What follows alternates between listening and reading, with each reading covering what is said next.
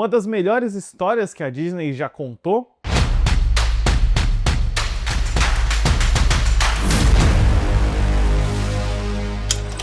Olá, fãs da sétima arte, meu nome é Lucas Nascimento e esse é o Lucas Filmes. E hoje, naturalmente, eu tô aqui para falar sobre Lilo e Stitch, mas não o remake live action. Eu estou aqui para falar sobre a animação original de 2002, dirigida pelo Chris Sanders e o Dean DeBlois. Mas antes eu pedi para você curtir esse vídeo, se inscrever no canal e ativar o sininho para não perder notificação dos próximos vídeos. Eu sou uma criança dos anos 2000, tá? Eu nasci no finalzinho dos anos 90, mas foi ao longo dos anos 2000 que eu fui consumindo animações, filmes de ação também, Star Wars e Lilo e Stitch. Eu lembro bem que eu só assisti uma vez, numa daquelas clássicas dormida na casa de amigo que sempre acontecia em finais de semana entre dias de escola.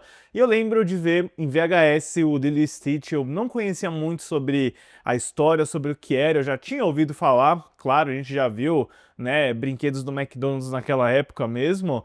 E a primeira vez que eu assisti, e isso já faz mais de 20 anos, eu nunca tinha parado para rever inteiro o Lilo e Stitch desde então. Eu lembro que eu tinha gostado bastante e esse sentimento permanece. Eu revi o filme ontem no Disney Plus e é, assim, adorável, muito bonito, muito emocionante e triste também. Eu não lembrava dos aspectos mais dramáticos dele, mas é uma ideia original do Chris Sanders, que vinha aí como animador, roteirista, desenhista de storyboard, que trabalhou muito com a Disney nos anos 90, parte de uma ideia original que ele tinha há muito tempo que ele tentava desenvolver, que era sobre um alienígena meio cachorro que tem uma interação com outros animais.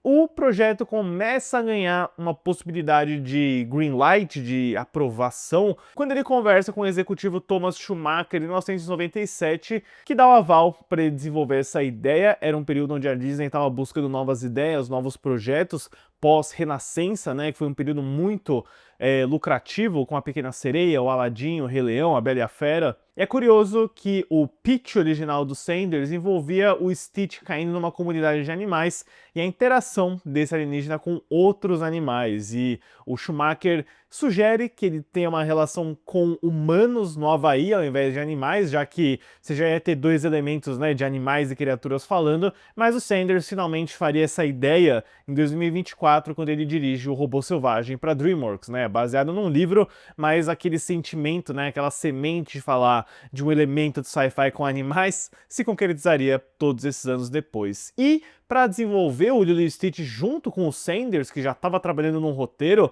eles apontam o Dean DeBlois, que também trabalhava na Disney, ele trabalhou no Mulan como supervisor de história. Os dois coescrevem e co-dirigem o projeto. Seria o início de uma parceria que também renderia em 2010 o Como Treinar o Seu Dragão, e é muito curioso que em 2025, no mesmo ano, tanto Lilo e Stitch quanto Como Treinar o Seu Dragão estão ganhando versões live action. E o do Dragão, da Universal, é dirigido pelo próprio Dean DeBlois, traidor, que tá dirigindo uma adaptação do próprio trabalho dele, né? O Lilo e Stitch é com outra diretora, com uma outra abordagem. O Chris Sanders ainda está trabalhando com animações.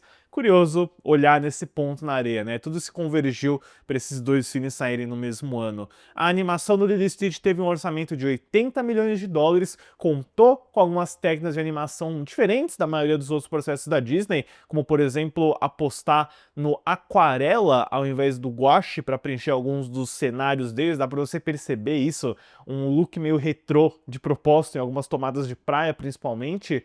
E tem uma história curiosa onde o clímax do filme, né, que envolve aquela perseguição de nave no Havaí, seria originalmente um avião 747 no meio da cidade, só que eles trocaram às pressas porque foi logo depois dos atentados do 11 de setembro. Então eles acharam que ver um avião desgovernado pelas ruas da cidade causaria um pouco de gatilho. O filme saiu nos cinemas em junho de 2002 e eu sinto que, né, ele não foi tão forte em bilheteria. Eu vou falar sobre os números daqui a pouco, mas o legado dele, né, em VHS, em streaming, exibições de TV a cabo, é inestimável, é onde ele realmente se tornou muito popular. Ele conta essa história muito bonitinha da amizade da Lilo, que é uma menina bem solitária, que não tem amigos, que é sustentada pela irmã mais velha, as únicas estão lá tentando segurar as pontas. E quando esse experimento alienígena, o Stitch, cai na ilha do Havaí, e acaba sendo adotado por ela pensando que é um cachorrinho, ele é perseguido por outras entidades alienígenas ao mesmo tempo em que eles formam aí a Ohana deles, a família. Então, é uma comédia de costumes com um forte elemento sci-fi. Ele começa com um prólogo bem estendido mostrando aí a criação do Stitch, o cientista que criou ele sendo perseguido e a fuga do Stitch para a Terra, que acaba levando aí outros dois alienígenas para persegui-lo. Ao mesmo tempo em que ele gasta bastante tempo, né, te introduzindo a Lilo, a relação dela com a irmã, e ele tem, né, uma dualidade interessante, porque ao mesmo tempo que ele é uma comédia bem forte, meio nonsense, até as expressões e falas da Lilo são muito engraçadas, né? A forma como ela é meio animalesca também, assim como o Stitch vai aparecer. Eles contrapõem isso com cenas realmente assim dóceis, muito bonitinhas entre as duas irmãs, né? Tem uma fala que é bem tocante, onde a Lilo fala que ela gosta mais dela como irmã do que como mãe. Então você sente, assim, né, o peso de um trauma entre essas duas irmãs, porque elas perderam os pais em um acidente, não fica muito claro. Tem essa ameaça do, né, agente Cobra Bubbles, que ele tem a vibe de um, né, de um Man in Black, assim, de um agente do governo. Eu podia jurar, pelo que eu lembrava, que ele era um agente do governo, que ele já sabia dos alienígenas, mas ele é só da assistência social. Mas por algum motivo, ele tem a vibe de um Man in Black, beleza? Ele é dublado pelo Ving Rhames na versão original, tem a cara total do Ving Rhames, é literalmente Marcellus Wallace ali de terno preto. Então você tem esse conflito muito humano, ao mesmo tempo em que a chegada do Stitch traz muitas situações engraçadas, divertidas, muito Elvis por algum motivo, né? Eu não sei porque que eles resolveram colocar a presença do Elvis Presley de forma tão marcante, mas é um elemento de personalidade muito forte, né? Porque a Lilo ensina ao Stitch sobre o Elvis, sobre as músicas dele, tem essa evolução muito forte do Stitch, que é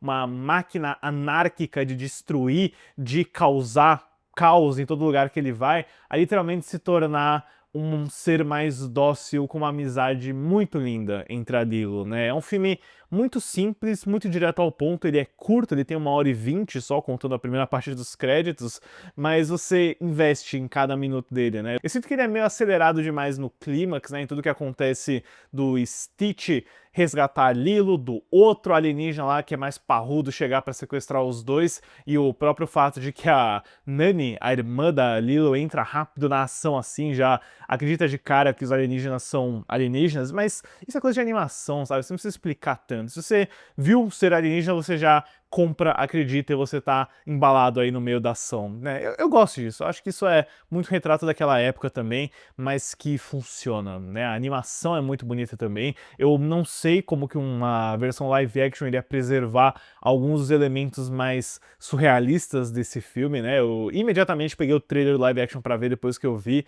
Eu falei, nossa, eu não sei se isso vai dar certo não, né? Tem, por exemplo, tem uma tomada onde a Lilo morde a mão da irmã dela, onde o rosto dela parece que vira um tubarão. A pensei, não tem como fazer isso em live action, né? Tem coisas que é só no traço da animação que fica legal, que fica bonito também. E certamente, olha, depois de 20 anos assim, foi maravilhoso reassistir o Lilo e Stitch. Eu não lembrava do quão tocante, do quão bonito ele era na mensagem dele. Pra Lilo e Stitch de 2002, eu dou uma nota 8. E no lado financeiro, o Lilo e Stitch teve a sua estreia nos Estados Unidos em 21 de junho de 2002, com um valor de 35,260 milhões, que ajustado para a inflação dá cerca de 62,875 milhões, fazendo um total doméstico de 145,794 milhões, que ajustado para a inflação dá cerca de 259,979 milhões, e no mundo inteiro um valor de 273,147 milhões, que ajustado para a inflação dá cerca de 487 milhões de dólares. Nada mal para um orçamento de 80 milhões, pagou as contas com toda certeza, mas não foi aquele estouro nível Pequena Sereia, nível Aladdin. Por isso que eu falo que a popularidade dele veio no VHS, no DVD e nas exibições de TV. Mas que bom que ele veio, né? E a gente vive no mundo de Stitch, eu não sei vocês se vocês perceberam, mas tem merchandising de Stitch em toda parte, né? Já tem uns 2 anos que isso está acontecendo e vai convergir aí, né, com força total no remake do Lilo e Stitch que estreia hoje aqui no Brasil.